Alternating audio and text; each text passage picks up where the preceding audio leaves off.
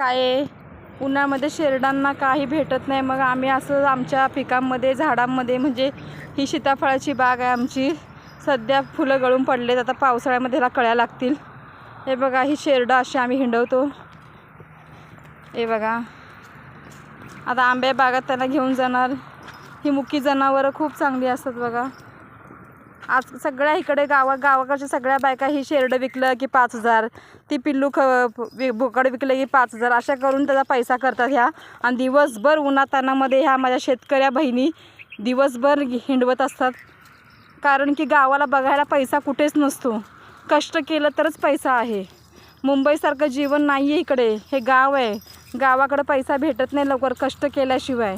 आणि हे बघा, ही जनावरं अशी उन्हातानामध्ये असं माळाने आम्हाला हिंडावं लागतं. हे बघा, अशा माळाने आम्हाला जावं लागतं, तरच ह्याचं उत्पन्न आम्हाला मिळतं. आणि त्यामध्ये एखादं जर पीक आम्ही पेरलं आणि जर पाऊस झाला तर आमच्या पूर्ण शेतीची पिकांचं नुकसान होतं. त्यात आम्हाला हाती काही मिळत नाही. त्यामुळे हा जोडधंदा म्हणून आम्ही शेरडं करतात. प्रत्येक शेतकऱ्याच्या घरी दारामध्ये म्हैस, गाई, शेरडं असे असतात. पण म्हशी गाई कशी बांधून असली तरी चालतात, पण शेरडांना बांधून जमत नाही.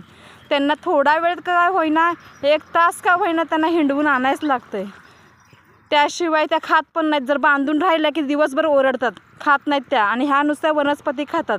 मग त्यामुळे कसं ह्यांचं ठरलेलं असतं, जरी किडा जरी त्यांनी खाल्ला तर त्यांच्या पोटामध्ये दुखू लागतं, पोट गॅस होतं. त्यांची पण आपल्या बाळासारखीच त्यांची काळजी घ्यावी लागते, ही मुक्या जनावरांची. आपलं लेकरू म्हणूनच त्यांना सांभाळायला लागतं शेतकऱ्यांना.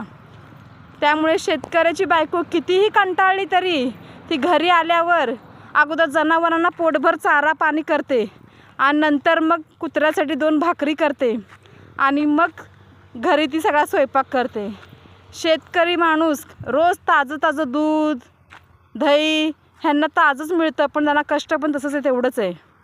हे बघा, कोंबड्या असतात, शेरडं असतात, कुत्री असतात, सगळ्यांचा विचार करतो हा शेतकरी. आणि त्याच्या दारात जर असलेलं कुठलंही जीव उपाशी कधीच राहत नाही. आणि ही शेतकरी पूर्ण ह्याची मालकी नसते, आणि त्याच्याशिवाय शेतकरी काहीच करू शकत नाही. जर बायकोचा सपोर्ट असेल तर तो शेतकरी शिवाय हे जग चालूच शकत नाही. त्यामुळे खरीच कारभारीण म्हटलं तर ही शेतकऱ्याची बायकोच असते, की तिच्या जीवावर शेती करतो हा शेतकरी. कळलं का तुम्हाला? हे बघा, असं असतं शेतकऱ्यांचं जीवन. पण काही म्हणा, जगायचं असेल तर प्रत्येकाने गावी यावं, शेती करावी, जगावी. पैसा फक्त मुंबईला भेटतो, पण गावी जगायचं म्हणलं, मोकळं वातावरण, निसर्गाच्या सान्निध्यात राहणारा माणूस तो खरी संपत्ती खरं जीवन जगत असतो हा, खरं म्हणलं तर. रोजचा जो उठणारा चहा मिळतो तो ताज्या दुधाचा चहा पितो हा शेतकरी माणूस. एवढं नशिबान आहात शेतकरी माणसाला, खरंच कधी कमी समजू नका.